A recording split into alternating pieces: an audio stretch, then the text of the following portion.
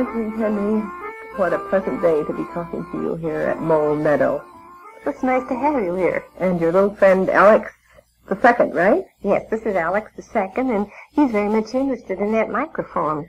And Alex is a dachshund. Mm-hmm. And a very affectionate one, too. Yes, and he was a gift from the boy in Born to Trot. Oh, does the boy live near here?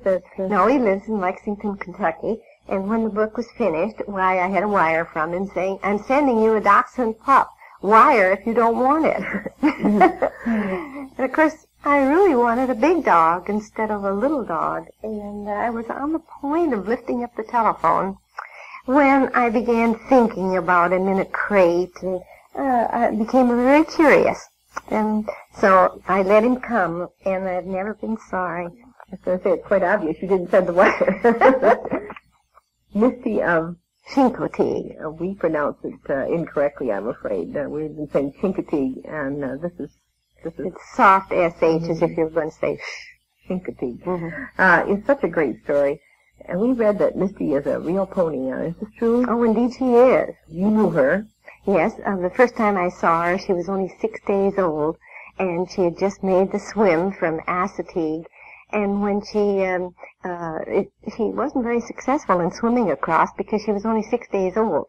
And so she tried to get a free ride across on the rump of her mother, and she slid off. And so during the swim, Paul Beebe jumped off a boat and went out and rescued her. And when they all finally arrived, wet and dripping, on the shore of Assateague, Misty just fell in a little heap on the sand, and she looked like a wet bath mat. And then her mother, who was the Phantom, made 4 fence posts of her legs and stood right over Misty to protect her from anybody disturbing her. Then did you buy her at that time? Yes, I bought her at the auction the next day. And then you brought her here to Illinois? I couldn't bring her right away because she was only a few days old. And I suggested to Grandpa Beebe that we bring her home in a station wagon and bottle feed her. And he said, "Margaret, I ain't going to let you do it. 'Tain't fair to the mommy, and 'tain't fair to the colt. But when she's 3 months old, why, Paul and Maureen and me, we'll put her in a crate and we'll send her to you." And that's exactly what they did. So that you got her when she was 3 months old, and she was still no bigger than like a collie, about the size of a collie dog. Well, then she wasn't hard to keep at your house. No, she was rambunctious and full of pep, but she wasn't hard to keep. And we drove her in long reins first, and we had lots of fun training her. She came in the house for Christmas and Thanksgiving dinners. And she ate off of a needlepoint chair. We set her a dish of oats on a chair, and she never spilled an oat. And then, of course, as she got older, she was very popular at schools and libraries. And we took her to schools. She went visiting. She went visiting. And she was fine for the first 10 minutes. And then the room got warm, and the children crowded too close. And then she would sort of turn her around and act as if she were going to let fly with her heels. And so I would hold a little music box up to her ear like this.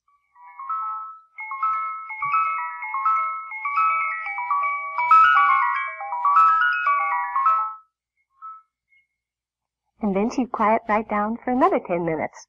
And then did you have to repeat the music box? Then we'd repeat. Each time. Now, how did you happen to learn that the music box would do this?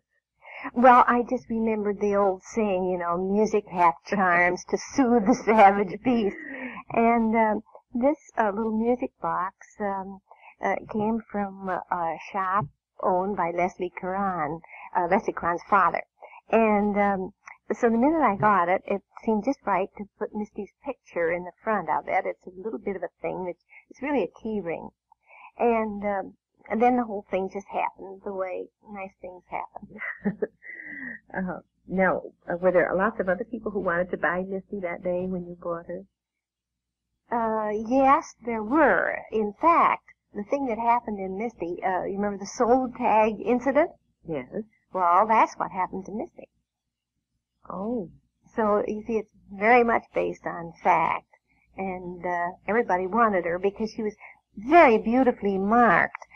She had a map of the United States on her shoulders, really. You can see the peninsula of Florida and the Gulf of Mexico, and everything's there but the rivers and the cities. Well, in other words, you did not buy her first. Someone else got her, and then you got her afterward, just the way it tells in the story that the children did this. Yeah. Oh. Well, now later, when Misty went back, she wasn't with you when Stormy was born, was she? No, she was back down on the island of CHANCOTEAGUE. We sent her back to be bred, and that's when Stormy happened.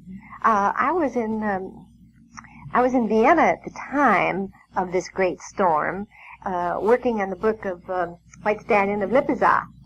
And I read in a New York paper in Vienna that there was a great tidal storm that had hit the eastern shore of the United States. And a pony, famous as a book character and as a motion picture character, was taken into the home of her people where she was awaiting the birth of her foal. And, oh, why, I felt like its grandmother immediately, you know, and I couldn't get back to CHANCOTEAGUE fast enough to see how she was and see the colt. Well, now, did Misty and Stormy go out to theaters to raise money the way it told in the book? Yes, that is a very true incident. You see, about 90 foals and mares and stallions were drowned during the storm over on Assateague. So it looked as if there couldn't be any more pony penning days because there wouldn't be enough colts to sell off. And so what Misty and Stormy did is they raised money by appearing at theaters, and all the money that was taken in was used to buy back colts that were sold in other years, and so the stock on Assateague could be replenished. And they raised the money this way. Yeah. No. And you know, when they were on the stage at theaters, the two had been separated. The mother, Misty, and their colt Stormy had been separated on the trip to theaters. And so when they met on stage again, why, Stormy would make a great big dash for her mother and begin nursing at once. And all the children in the audience would say, "Oh, isn't she lovely?" You know, it was just wonderful. Where is Stormy now? Stormy's down on the island of CHANCOTEAGUE at Baby's Ranch. Were you excited when Misty of CHANCOTEAGUE won the Boys Club of America award? Yes, those rewards are always exciting, but they're also frightening too.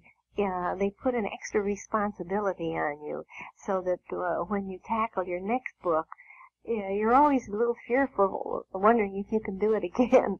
The children think that Misty is so good that it ought to have won the Newbery, but your book, King of the Wind, did win Newbery after Misty, didn't yes. it? Mm-hmm. And several of your books have won other awards, so, well, that's because they're so good. Now, is Bridie of Grand Canyon a real burro? Yes, Bridie was a real burro. He died about the year 1898. And so when I was writing the book, I needed a burro at home and have an Arizona burro who took his own part in the movie. They couldn't find a burro out there that was cooperative enough. So they sent for my burro, and if you've seen the movie, and I hope you all will, you'll see that he was a real actor. Now, where is that Bridie? The Bridie that I have is here in Wayne. Oh. And he's been going around to theaters nearby when his movie shows, and is a great drawing card because everybody wants to do what I wanted to do. I wanted to shove my fingers into his coarse, shaggy coat and to feel how different he feels from a horse's coat. Really much rougher? Yes, it's much rougher and longer. And then, of course, he has those beautiful eyes, great big brown eyes, with a white rim around them, so that they're very wistful, sort of. And then he has a white, mealy nose and enormous ears that wiggle waggle all the while you're talking, as if he doesn't want to miss a word of what's going on. Now, is the part about President Roosevelt going hunting in the canyon true? Yes, that is true. President Roosevelt went hunting with Uncle Jimmy Owen and Brighty, and that's very much true. And there is a Bright Angel Creek?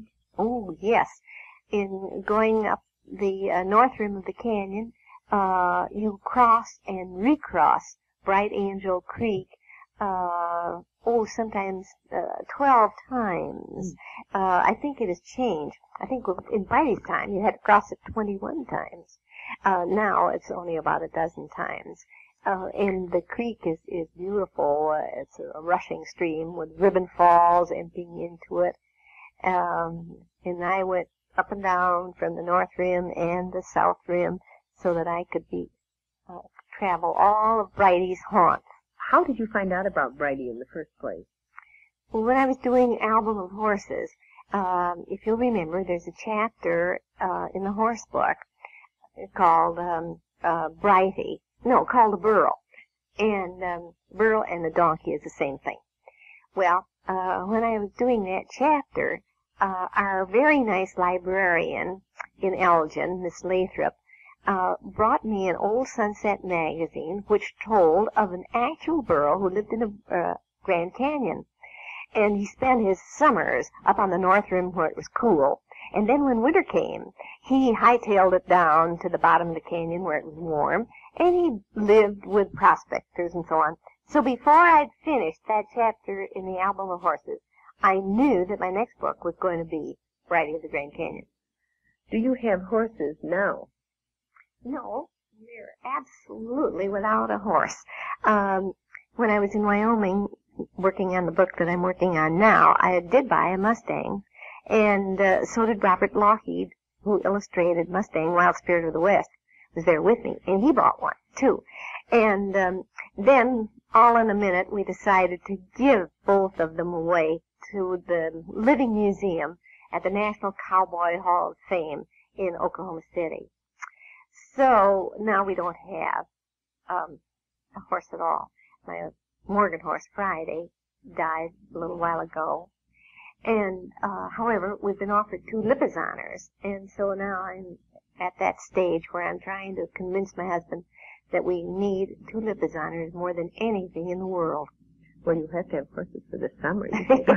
With all these, what did you say, 50 miles of trail rides now? 50 miles of trail rides, right. Are you writing another horse story? Yes, a horse plays a very prominent part in it. Mm-hmm. Now, apparently you have always liked horses. Yes. When I was little, I had rheumatic fever and had to stay in bed a great deal. So when my brother went riding, I felt very much alone and very, very sad and didn't think I would ever be able to ride. And so this is all kind of a delayed childhood. When I got older and stronger, why I found out I could ride, and now I'm making up for all the things I didn't do when I was 10, 11, and 12. Well, did you live on a farm when you were a child? No, we lived in Milwaukee, and then I was married quite early, and then we moved to the Chicago area. Did you have other pets? Yes, I had a cat. That was all I had, was a cat. And so it helped a lot when I was riding Benjamin West and his cat Grimalkin, and when I was riding King of the Wind, because the cat in that book plays a very important part historically, and so I was glad that I grew up with a cat. When did you start writing? I started writing when I was 11, had my first piece accepted by a woman's magazine. Well, you actually were published at 11. Yes, and was paid for it, and I thought, well, this is a very pleasant way to make a living, and so I've been at it ever since. When you start a new book, how do you go about it?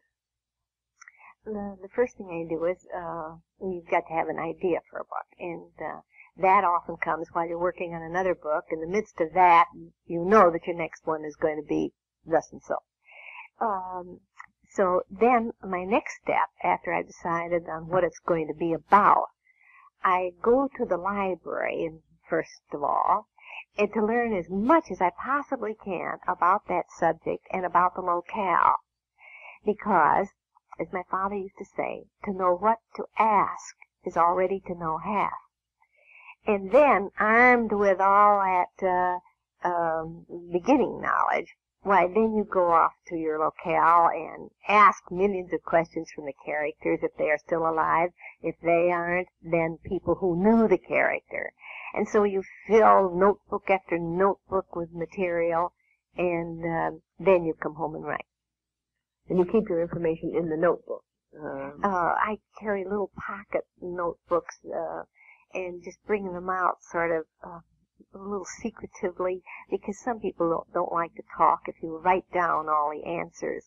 So I remember when we were doing MISTY, while Wesley was sketching Grandpa Beebe, why he'd ask Grandpa questions, and I'd stand behind Grandpa and write down the answers.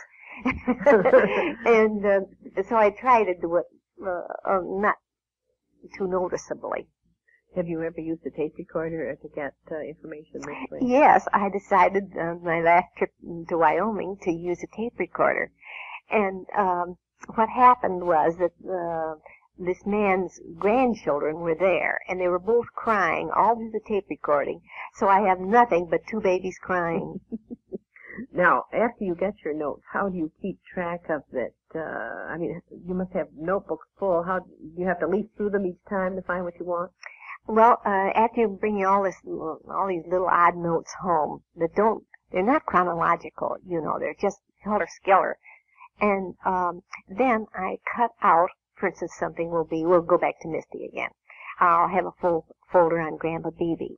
And in that folder, I'll just pack everything, every time that I noticed the bristles in his ears, that they stood out like a library paintbrush almost, and how he rubbed them when he got excited. And I'd have everything that Grandpa Beebe said and how he looked in that folder. Then I'd have another one for Paul, another one for Maureen Beebe. And then that will be on one side of the desk, those folders about the people. Then on the other side of the desk, I will have my plot progression, such as the swim, all the impressions I had about the swim, and then the carnival, and then the auction, and then just everything that happened in the right progress, the way the story is supposed to run. It's like a visual outline almost. Then on the little flap of the manila folder, I label what it is, so I can just look down and see where I'm headed for, where I'm going. Now, when you actually are writing, do you write on a typewriter, or do you write it by longhand? I write it longhand in a 3-ring notebook. And then after the first draft is done, longhand, then I have it typed. And then I interline and change and cross out and add and do that. I probably do 6 or 7 drafts before I finally turn it in. Now, in CINNABAR, the 1 o'clock fox, was this suggested by a real fox along the way somewhere? That book was suggested by Wesley Dennis's wife. In the Virginia territory where they lived, there was a very gallant fox that always showed up at 1 o'clock. And apparently, in fox hunts, way back in George Washington's time, there was also a fox that always showed up on time. So that he's really based on a real character, too. And when you said that you like to have ponies around or horses when you're riding, did you have a fox around when you were riding CINNABAR? Yes, I had 3 foxes, 3 fox cubs, and they were in a wire and wood cage right outside my bedroom window. And since they are nocturnal animals, why, I could listen to them gibber all night long. They were wonderful to study. How about Benjamin West? Now, where did this idea come from? That came from, I was doing a book called Robert Fulton, Boy Craftsman. And while I was doing that book, I learned that the reason he was so successful with his steamship was that he was able to draw very accurate pictures. and he had taken lessons from the great Benjamin West, the father of American painting. And while I was looking up a little bit about Benjamin West, I found out that Benjamin West was poor, and he was a Quaker, and his family did not believe in wasting money on paints. Benjamin West wanted so much to paint that he snipped the hairs from his cat's tail to make his paint brushes, and he dug his colors from the earth. And before I had finished Robert Fulton, I knew I was going to write Benjamin West and his cat Grimalkin. This seems to happen. One book suggests another one for you. It's like lighting one candle from another. Whenever I go to a church wedding and see a choir boy or somebody come out and light the candles one by one, I always think, well, that's just the way my stories happen. You light one and from the other. Well, Marguerite Henry, it has been very interesting talking with you and interesting to find out these true facts about these wonderful books that you write. And we thank you for doing this for us. I enjoyed doing it, and I thought your questions were great.